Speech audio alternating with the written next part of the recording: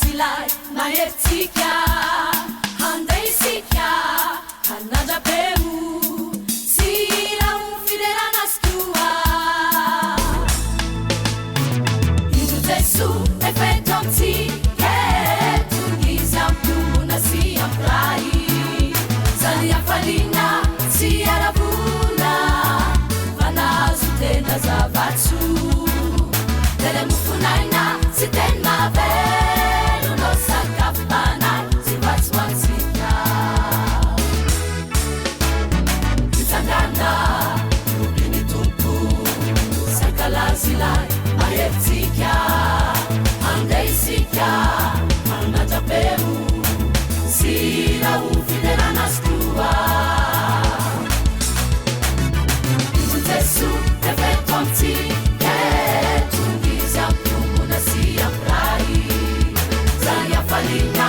sy aravona fa nahazo tena zavatso tele mofonaina sy teny mavelo no sakafanay sy vatsoatsika satra misaotre Andriamanitra rainayo satra misaotre ny Jeso zokinayo satra misaotre ny fanay masy no faempony fasoavaniza naramtena mifaly sy mitodorevika makasitraka fianaravona ny fonay satra misaotre Andriamanitra rainayo satra misaotre ny Jeso zokinayo satra misaotre ny fanay masy no faempony fasoavaniza naramtena mifaly sy mitodorevika makasitraka fianaravona ny fonay